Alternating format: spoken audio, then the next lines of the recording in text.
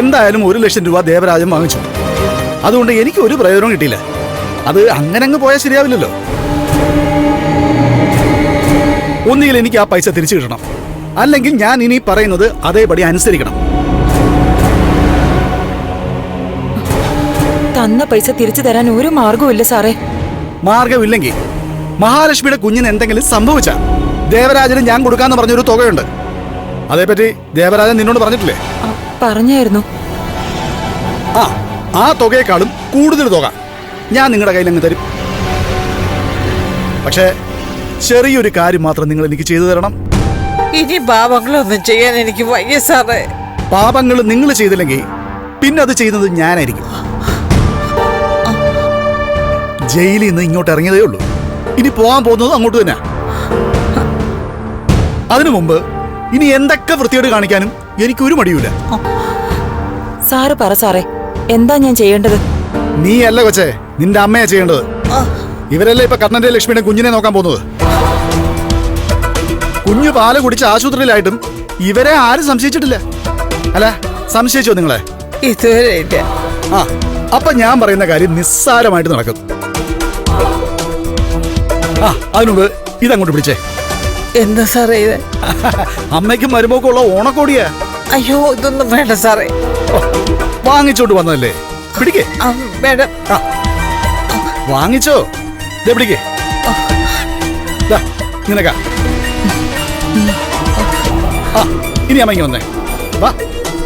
അതെ, ഞാനേ ഇനി ഞാൻ പറയുന്നത് വിശദമായിട്ട് കേൾക്കണം. നിങ്ങൾ ഇനി ആ കുഞ്ഞിന് വിഷവും കൊടുക്കണ്ട, അതിന്റെ കഴുത്തെ പിടിച്ച് നിൽക്കുകയും വേണ്ട. പകരം അമ്മ ആ വീട്ടിനകത്തുള്ള സമയത്ത് ഒരാൾക്ക് എടുത്തോണ്ട് പോകാൻ പാകത്തിന് ആ കുഞ്ഞിനെ ഒന്ന് കിടത്തി തന്നാ മതി. അയ്യോ സാറേ.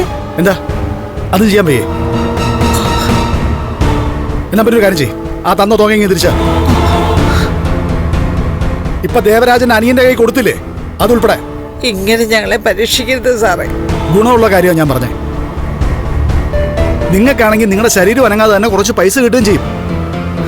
ദേവരാജനാണെങ്കിൽ അത്യാവശ്യം കള്ളൊക്കെ കുടിച്ച് പൈസ കളയുന്ന കൂട്ടത്തിലാണെന്ന് എനിക്ക് നന്നായിട്ടറിയാം. അതുകൊണ്ട് ആ പൈസ ഞാൻ നിങ്ങളുടെ കയ്യിൽ തന്നെ തരാം. എന്തേ, നിങ്ങൾ തന്നെ കാര്യങ്ങളൊക്കെ നടത്തിക്കോ. പക്ഷെ അതിനു മുമ്പ് കൈനീട്ടി വാങ്ങിച്ച പൈസക്കുള്ള നന്ദി കാണിക്കണം. ഇനി നന്ദി കട കാണിച്ച പൈസ തിരിച്ചു വാങ്ങുക മാത്രമല്ല, പിന്നീട് ഒരുപാട് ദ്രോഹങ്ങൾ എന്നെ കൊണ്ട് നിങ്ങൾക്ക് നിങ്ങളുടെ കുടുംബത്തിനും ഉണ്ടാവും. അത് ദേവരാജന് നന്നായിട്ടറിയാം. അപ്പൊ ശരി.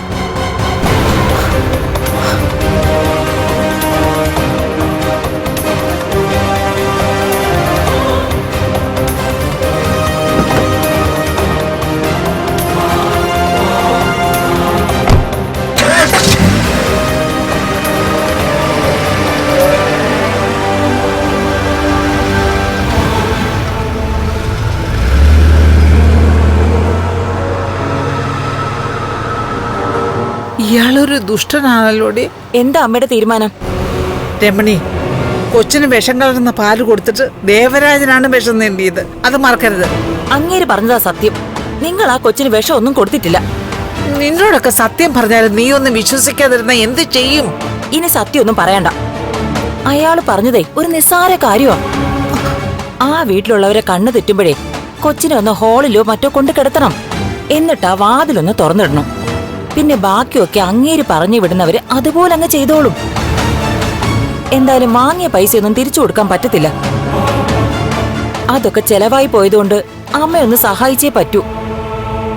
ദേ, മോൻ ആശുപത്രി കിടക്കുവാ, ഇപ്പോഴും ഐസിയുല. അവിടുന്ന് പുറത്തിറങ്ങാനും വേണം ലക്ഷങ്ങള്. അതിനൊക്കെ അയാൾ ഇനി പൈസ തന്നാലേ പറ്റൂ. അല്ലാതെ നിങ്ങൾക്ക് കിട്ടുന്ന നക്കാപ്പിച്ച ഒന്നിനും തികയത്തില്ല.